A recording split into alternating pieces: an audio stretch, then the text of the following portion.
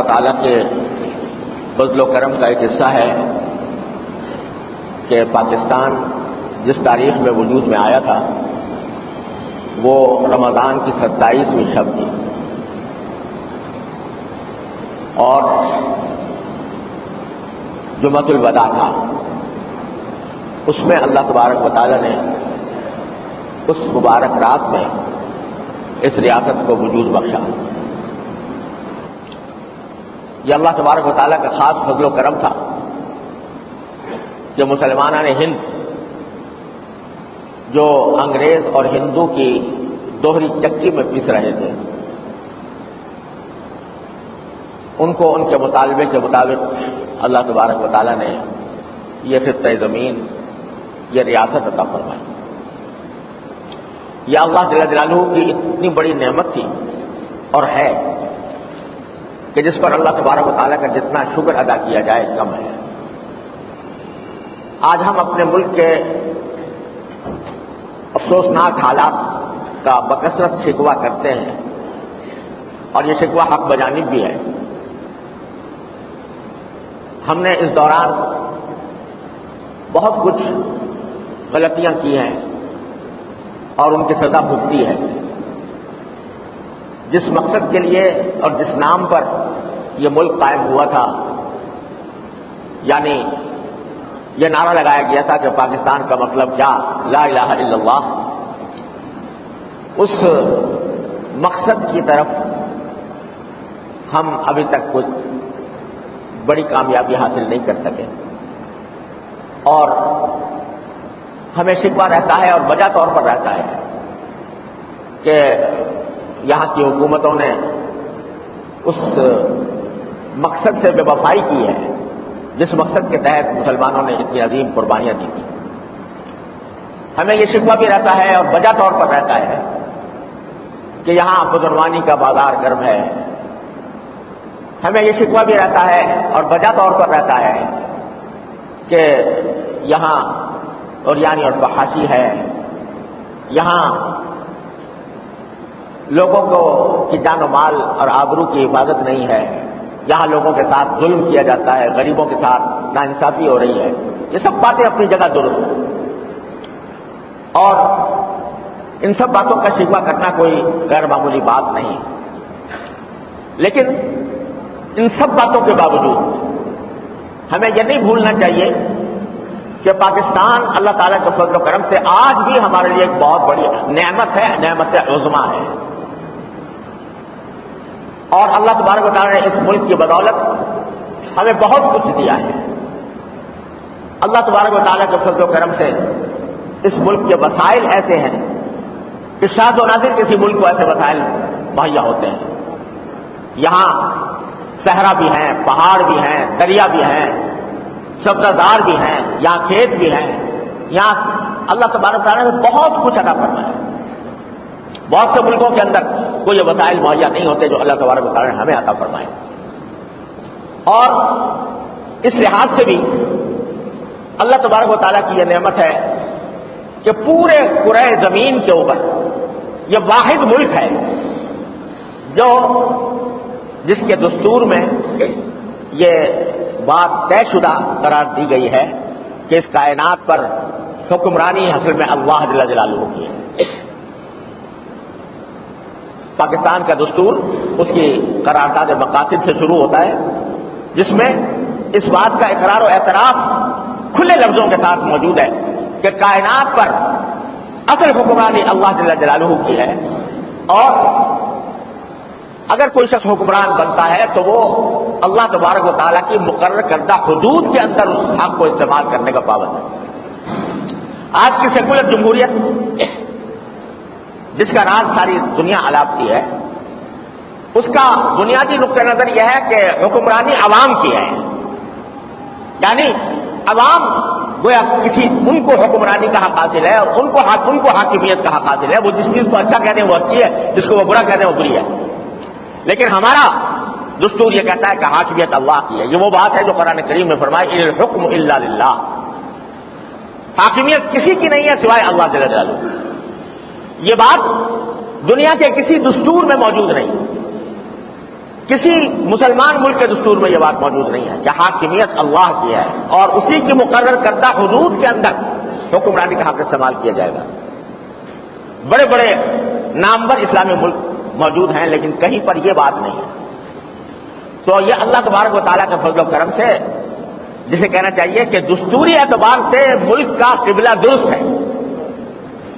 اور یہ ایسا ہے جیسے کہ ایک کافر کلمہ پڑھ لے اور کہہ دے کہ اشہد اللہ الہ الا اللہ اشہد ان محمد رسول اللہ، تو وہ کفر سے نکل کر اسلام میں آ جاتا ہے اور اللہ تبارک و تعالیٰ اس کو اسلام کی دولت عطا فرما دیتے ہیں. اگر وہ بعد میں بے عملی کا شکار ہو تو بدعمل کہلائے گا، بے عمل کہلائے گا، اور اس کو اس کے اوپر تنقید بھی کی جائے گی، لیکن اس کو یہ نہیں کہا جائے گا کہ یہ مسلمان نہیں رہا. اسی طرح اللہ تبارک و تعالیٰ نے ہمیں ایسا ملک عطا فرمایا جس کا قبلہ اصل کے اعتبار سے درست ہے، اللہ کی حاکمیت کو ماننے والا. پھر اسی دستور کے اندر یہ بات موجود ہے کہ جتنے اسلامی عقائد ہیں، اللہ تعالیٰ کی توحید، نبی کریم صلی اللہ علیہ وسلم کی رسالت، آپ کے اوپر نبوت کا اختتام، ملائکہ، قرآن کریم اور یوم آخرت، ان سب کا ذکر موجود ہے کہ ان پر ایمان لائے بغیر کوئی شخص پاکستان کا حکمران نہیں بن سکتا. یہ بات بھی دنیا کے کسی ملک میں نہیں ہے. جو شخص یہاں صدر کا عہدہ کرے گا، جو وزیر اعظم کا عہدہ اس کو ملے گا، اس کو یہ حلف اٹھانا پڑے گا کہ میں ختم نبوت پر ایمان رکھتا ہوں. اور اگر کوئی شخص یہ حلف نہیں اٹھائے گا وہ سربراہ نہیں بن سکتا. غرض اس میں یہ موجود ہے اور اس کا راستہ آج بھی کھلا ہوا ہے کہ یہ موجود دستور کے اندر یہ بات موجود ہے کہ ملک کا کوئی قانون قرآن و سنت کے خلاف نہیں بنایا جائے گا. اور یہ حق دیا گیا ہے، ہر شہری کو حق دیا گیا ہے کہ اگر وہ کسی قانون کو قرآن و سنت کے خلاف پائے تو وہ عدالت وفاقی شرعی عدالت میں دعویٰ دائر کر سکتا ہے اور حکومت کو مجبور کر سکتا ہے کہ اس قانون کو تبدیل کرے. افسوس ہے کہ ہمارے ماحول میں کچھ ایسی ناواقفیت ہے اور سیاست کا کچھ ایسا انداز ہے کہ جلسے جلوسوں نعروں کے ذریعے جو کام کیا جائے وہ تو لوگوں کے سامنے آتا ہے، لیکن اگر کوئی پرامن اور صحیح طریقے پر سنجیدگی کے ساتھ کوئی کام کر کے اگر شریعت کی طرف پیش قدمی کا کوئی راستہ ہو تو اس کی طرف لوگوں کو توجہ. آج شاید بہت سے لوگوں کو یہ بات معلوم بھی نہیں ہوگی کہ ہر شہری کو، پاکستان کے ہر شہری کو یہاں قابل ہے کہ وہ مروجہ کسی بھی قانون کو چیلنج کر دے. اور میں 17 سال تک اس عدالت کا رکن رہا ہوں جس میں ہم نے 200 قوانین ختم کیے اور ان کو اسلام کے سانچے میں ڈالا. فوجداری قوانین سارے اول سے لے کر آخر تک، قوانین کا جہاں تک تعلق ہے وہ فوجداری قوانین اول سے لے کر آخر تک سب الحمدللہ وہ شریعت کے مطابق بن چکے ہیں. اور یہ منظر بہت سے لوگوں نے، اب وہ بات ان کو یاد نہیں ہوگی الحمدللہ، میں اس لیے کہہ رہا ہوں کہ مایوسی کی باتیں تو بہت کی جاتی ہیں، خرابیوں کی باتیں بھی بہت کی جاتی ہیں، لیکن اللہ تبارک و تعالیٰ نے پاکستان کے ذریعے ہمیں جو نعمت عطا فرمائی ہے اس کا احساس بہت کم لوگوں کو ہوتا ہے. اس واسطے میں یہ سب باتیں بتا رہا ہوں. اب وہ منظر دیکھنے والے شاید بہت کم ہوں گے کہ جب پاکستان بنا اور ہم کراچی آئے تو کراچی میں برسر بازار شراب خانے کھلے ہوئے تھے اور ہم صدر بازار کے اندر 3 تو مجھے یاد ہے کہ ایسے شراب خانے جیسے ریسٹورینٹ ہوتے ہیں اس طرح، اور اس میں عام شراب نوشی ہوا کھلے عام ہوتی تھی، قانون کے تحفظ کے تحت ہوتی تھی. اللہ تعالیٰ نے اسے نجات عطا فرما دی. ایک عرصہ دراز تک زنا کاری اگر باہمی رضامندی سے ہو تو وہ اس کو قانون کا تحفظ حاصل تھا، یعنی کوئی قانونی جرم نہیں تھا. اللہ تبارک و تعالیٰ نے اسی ذریعے سے جو میں بتایا ہوں 200 قوانین تبدیل کیے گئے، اس کی روح سے زنا کاری کو چاہے وہ رضامندی کے ساتھ ہو اس کو جرم تھا. یعنی صرف 2-3 دنیا میں صرف 2-3 ملک ایسے ہیں جن میں اس کو جرم قرار دیا گیا ہے، ورنہ ساری دنیا میں رضامندی کے ساتھ زنا کاری جائز ہے، قانون جائز ہے.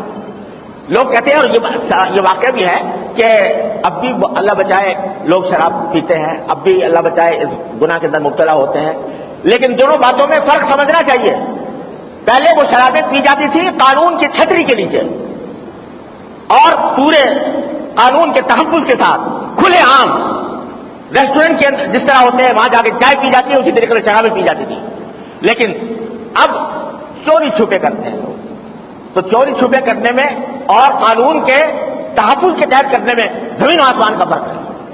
اسی طرح اللہ بچائے شیطان تو ہر جگہ موجود ہے اور وہ چوری چھپے بدکاری کے واقعات بھی یقیناً پیش آتے ہیں، لیکن ان کو قانون کا اگر وہ قانون کے دائرے میں آ جائیں تو وہ پکڑے جائیں گے. اور ہم نے عدالت میں رہتے ہوئے یہ سارے اس قسم کے کیسز کیے ہیں اور انہیں قوانین کو تبدیل کیا ہے. تو ایسا نہیں ہے جو عام طور سے یہ پروپیگنڈا کیا جاتا ہے پاکستان کے مخالفین کی طرف سے کہ یہاں کچھ نہیں ہوا. ایسا نہیں ہے. الحمدللہ کچھ نہ کچھ پیش رفت ہوئی ہے. ٹھیک ہے وہ کافی نہیں ہے اور یہ ٹھیک ہے کہ ہمیں اور بڑی آگے منزل کی طرف جانا ہے، لیکن الحمدللہ بہت سی حیثیتوں سے ہمارا ملک، ہمارے ملک کے حالات ساری دنیا کے ملکوں سے ممتاز ہیں. مسلمان ملکوں کا حال یہ ہے کہ وہاں پر اکثر و بیشتر بلا استثناء، بلکہ میں اگر کہوں تو غلط نہیں ہوگا، وہاں پر حکومت کے اوپر تنقید کرنے کی آزادی نہیں ہے.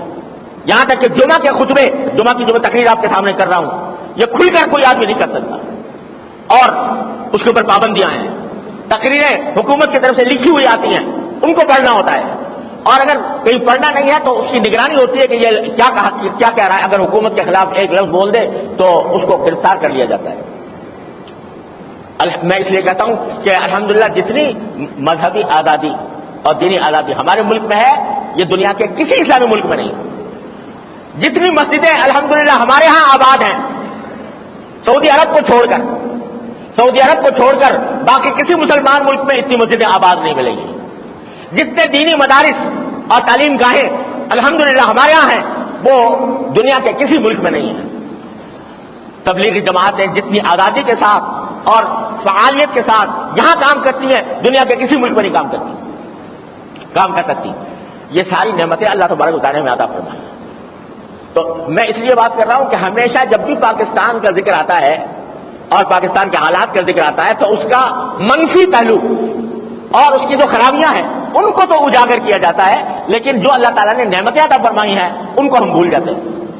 تو اللہ تبارک و تعالیٰ کا شکر ادا کرنا چاہیے کہ اللہ تبارک و تعالیٰ نے ہمیں ایک ایسا ملک عطا فرمایا جو خرابیاں ہیں ان کے ازالے کے لیے سنجیدہ طریقے پر اللہ تعالیٰ سے مدد مانگ کر ان کو کوششیں جاری رکھنی چاہیے. جو خرابیاں پائی جا رہی ہیں میں پہلے بھی کہہ چکا ہوں کہ ہیں وہ خرابیاں اور ان کو دور کرنے کی ضرورت ہے، اس کے لیے جدوجہد کرنے کی ضرورت ہے. لیکن جو اللہ تعالیٰ کی نعمت ہے اس کی ناشکری کر کے، ناقدری کر کے آدمی اگر بیٹھا رہے گا تو قرآن کریم نے فرمایا جو اگر میری نعمت پر تم شکر ادا کرو گے تو میں تمہارے اندر تمہیں اور دوں گا، اور اگر تم نافرمانی کرو گے تو پھر میرا عذاب بھی بڑھتا ہے.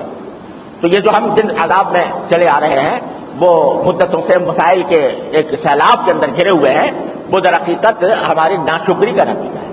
اچھے اچھے لوگ پاکستان کے رہنے والے، پاکستان میں کھانے والے، پاکستان سے نفع اٹھانے والے، وہ پاکستان کی برائیاں کرتے ہیں اور پاکستان کو یہ کہا جاتا ہے کہ یہ بنا ہی غلط تھا اور اس طرح کی باتیں کر کے ناشکری کرتے ہیں.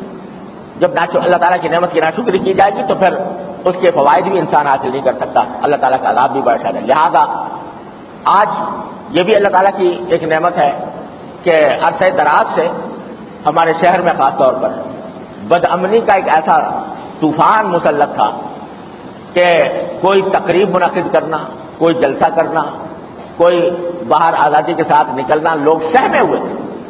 جان و مال کی حفاظت نہیں تھی. کسی وقت بھی کسی انسان کے ساتھ کچھ ہو سکتا تھا. اللہ تبارک و تعالیٰ کے فضل و کرم سے اب اس فضا میں اچھی خاصی تبدیلی آئی ہے. ہر مسلمان، ہر پاکستانی یہ بات محسوس کر رہا ہے. کراچی کا ہر باشندہ اس بات کو محسوس کر رہا ہے کہ الحمدللہ پہلے کے مقابلے میں ہم بد امنی کی فضا میں اور خوف کی فضا میں کمی واقع ہوئی ہے. اور اس بارے میں سچی بات ہے کہ ہمیں اپنے افواج پاکستان کا، رینجرز کا شکریہ ادا کرنا چاہیے، ان کو خراج تحسین پیش کرنا چاہیے کہ ان کے جدوجہد کے نتیجے میں اللہ تبارک و تعالیٰ نے مسلمانوں کو، کراچی کے باشندوں کو امن و امان کے قریب پہنچایا. ابھی ابھی یہ تو نہیں کہا جا سکتا کہ 100% کامیابی ہو گئی ہے، لیکن الحمدللہ بڑی حد تک کامیابی ہوئی، اور آج اس کا نتیجہ ہے کہ اس 14 اگست کے موقع پر لوگ زیادہ آزادی کے ساتھ، زیادہ کھل کر اپنے جذبات کا اظہار کر رہے ہیں۔ تو ساری یہ اللہ تعالیٰ کی نعمتیں ہیں، ان نعمتوں کا شکر ادا کرنا چاہیے۔ اللہ تعالیٰ نے ہمیں یہ ملک عطا فرمایا، اللہ تعالیٰ نے ہمیں اس ملک کے اندر بہت سی نعمتیں عطا فرمائیں، اس کا شکر کیا ہے؟ شکر، سب سے بڑا شکر اللہ تعالیٰ کی نعمت کا یہ ہے کہ اللہ تعالیٰ کی نافرمانی کو چھوڑا جائے۔ ہمارے ملک کو جو چیز کھا گئی اور جس نے ہمیں ان برائیوں اور خرابیوں کے اندر پہنچایا، وہ یہ ہے کہ حرام خوری کی ایک فضا ہمارے ملک پر مسلط ہو گئی، اور ہمارے اصل میں ہوا یہ ہے کہ عام لوگوں نے جب دیکھا کہ ہمارے حکمران دونوں ہاتھوں سے لوٹ کھسوٹ میں مبتلا ہیں، تو انہوں نے کہا ہم کیوں کسی سے پیچھے رہیں، لہذا حرام خوری کا ایک لامتناہی دروازہ کھلا ہوا ہے۔ رشوت کے بغیر کوئی کام نہیں ہوتا، رشوت کے بغیر کوئی آدمی کوئی کام کرانا چاہے تو تقریباً ناممکن ہے اس کے لیے۔ محکمہ جاتی بدعنوانیاں عروج پر ہیں، حرام خوری ہماری سرشت میں سرایت کر گئی ہے، اللہ تعالیٰ محفوظ رکھے۔ یہ در حقیقت اللہ تعالیٰ کی اس نعمت کی سب سے بڑی ناشکری ہے۔ مجھے یاد ہے جب ہم نئے پاکستان آئے تھے، سن 1948 کی بات ہے، تو اس وقت لوگوں کے اندر جو جذبہ تھا، عوام کے اندر اپنے ملک کو بنانے کا، اپنے ملک کے لیے اپنے جان و مال قربان کرنے کا جو جذبہ تھا، اس کا ایک ادنا سا نمونہ میں آپ کو ذکر کرتا ہوں۔ میں اپنے میرے والد ماجد رحمۃ اللہ علیہ فرماتے تھے کہ میں ایک دکان پر گیا، جاننے والے تھے، جوتا خریدنا تھا، جوتا یا کوئی ایسی چیز خریدنی تھی، خریدنے کے لیے گئے، تو چونکہ والد صاحب رحمۃ اللہ علیہ کو وہ جانتے تھے، تو ان کے جو تاجر تھے، ان کے قریب بیٹھے ہوئے ایک شخص نے کہا کہ بھائی ان کو ایسا کریں کہ ان کو بغیر رسید کے دے دیں اور فروخت کر دیں، تاکہ اس پر سیل ٹیکس نہ لگے۔ سیل ٹیکس لگتا تھا اس زمانے میں، وہ نہ لگے۔ تو دکاندار نے کہا کہ بھائی میں اپنی قیمت چھوڑ سکتا ہوں، یہ سیل ٹیکس نہیں چھوڑ سکتا، کیونکہ یہ میری حکومت کا حق ہے اور وہ اپنی حکومت ہے، ہمارا ملک ہے، لہذا وہ ٹیکس میں چھوڑ نہیں سکتا، میں اپنا جو حق ہے وہ چھوڑ سکتا ہوں۔ یہ جذبہ تھا عام مسلمانوں کے اندر۔ ہم اس زمانے میں جب پاکستان ہجرت کر کے آئے تھے، تو جس فلیٹ کے اندر ہمارا قیام تھا، اس کے اوپر ایک سندھی صنعت کار رہتے تھے، نیچے ایک پٹھان فوج کے ملازم رہتے تھے، دائیں طرف ایک بلوچی تھے، وہ رہتے تھے، لیکن اس طرح شیر و شکر تھے، اس طرح باہمی محبت اور مودت کا معاملہ تھا کہ ہر ایک دوسرے کو اپنے خاندان کا حصہ سمجھتا تھا۔ لیکن چونکہ دشمنوں کو یہ بات نہیں بھاتی کہ مسلمان اکٹھے ہو کر زندگی گزاریں اور متحد ہو کر رہیں، لہذا ملک کے اندر کبھی فرقہ واریت کا سیلاب امٹ پڑا۔ جب شروع میں ہم آئے تھے تو اس وقت میں یہ دیوبندی، بریلوی، اہل حدیث، شیعہ، یہ اس قسم کے فرقوں کا کوئی سب مل کے کام کر رہے تھے پاکستان کے لیے، لیکن دشمنوں کو پاکستان کا ترقی کرنا ان کی آنکھ میں ہمیشہ کٹکتا ہے، اور خاص طور سے پاکستان کے ان کی نگاہ میں، ہمارے دشمنوں کی نگاہ میں پاکستان کے دو جرم ہیں جو ان کے نزدیک قابل معافی نہیں ہے۔ ایک یہ کہ پاکستان اسلام کے نام پر بنا اور اسلام کے نام پر وجود میں آیا، ایک جرم ان کے نزدیک یہ ہے پاکستان کا، اور دوسرا جرم یہ ہے کہ یہ ایٹمی طاقت بن گیا۔ یہ دو جرم پاکستان کے قابل معافی نہیں ہے، لہذا انہوں نے طرح طرح کے سازشیں کر کے ہمارے درمیان خانہ جنگی کی فضا پیدا کرنے کی کوشش کی ہے، کبھی فرقہ واریت کی بنیاد پر کہ یہ سنی اور یہ شیعہ، یہ دیوبندی، یہ بریلوی، اور کبھی لسانی بنیاد پر کہ یہ پنجابی، یہ پٹھان، یہ بلوچی، یہ مہاجر، یہ سندھی، اور کبھی اس نام پر کہ لوگوں کو یہ کہہ کر ابھار دیا کہ چونکہ ملک میں غیر اسلامی حرکتیں بہت زیادہ ہو رہی ہیں، لہذا یہ ملک اسلامی ہی نہیں ہے اور اس کی حکومت اور اس کی فوج کافر اور مرتد ہے، لہذا اس کے خلاف ہتھیار اٹھانے چاہیے، اور اس کے نتیجے میں خانہ جنگی کی فضا پیدا کر دی گئی ہے۔ یہ سارا کچھ در حقیقت دشمنوں کے ایجنڈے سے ہو رہا ہے، دشمنوں کے ایجنڈے پر ہو رہا ہے۔ لہذا آج جبکہ ہم 68 سال ہو چکے ہیں ہمارے پاکستان کو بنے ہوئے، اللہ تبارک و تعالیٰ کی اس نعمت پر سب سے پہلے شکر کریں اور اس شکر کرنے میں جو ہم سے غلطیاں ہوئی ہیں، گناہ ہوئے ہیں، ان پر استغفار کریں. یا اللہ آپ نے ایک بہت بڑی نعمت عطا فرمائی تھی، لیکن ہم نے اپنی کرتوتوں سے، اپنی بدعمالیوں سے اس کو خراب کیا ہے. اللہ ہمارے گناہوں کو معاف فرمائے. اور پھر آگے کے لیے عزم کرے کہ پوری قوم ایک یکجان ہو کر، متحد ہو کر، اختلافات کو پس پش ڈال کر اس ملک کی تعمیر اور ترقی میں ہر شخص حصہ لے. یہ نہ سمجھے کہ میں اکیلا آدمی کیا کر سکتا ہوں. ایک اکیلا آدمی اگر یہ طے کر لے کہ میں کبھی زندگی بھر کوئی حرام کی آمدنی نہیں کھاؤں گا، ایک شخص کی حرام خوری ختم ہو گئی، ایک چراغ جل گیا. اللہ تبارک و تعالیٰ کی سنت یہ ہے کہ چراغ سے چراغ جلتے ہیں، اور اسی طرح معاشرے کی اصلاح ہوتی ہے. ہر انسان اپنے جگہ پر عہد کرے کہ میں مسلمان پاکستانی ہونے کی حیثیت سے اللہ تعالیٰ کی نعمت کا شکر ادا کرتے ہوئے اپنی زندگی اللہ تبارک و تعالیٰ کی رضا کے مطابق گزاروں گا، اور ہر طرح کے حرام کاموں سے، گناہوں سے میں بچوں گا. یہ عہد کرے تو انشاءاللہ اللہ تبارک و تعالیٰ کے فضل و کرم سے یہ دور نہیں ہے کہ ہمارے حالات کی اصلاح ہو جائے. مجھے یقین ہے کہ جن مسلمانوں نے انتہائی اخلاص کے ساتھ اس ملک کے لیے قربانیاں دی ہیں، اپنی جانیں قربان کی ہیں، خون کی ندیاں بہی ہیں، وہ انشاءاللہ رائے گاہ نہیں جائیں گی. اور مایوسی پھیلانے کے بجائے، لوگوں میں مایوسی پھیلانے کے بجائے امید کی شمع روشن کرنی چاہیے. اپنے عمل کا عزم کرنا چاہیے. اللہ تبارک و تعالیٰ اپنے فضل و کرم سے، اپنے رحمت سے ہمیں اس کی توفیق عطا فرمائے. وآخر دعوانا الحمدللہ.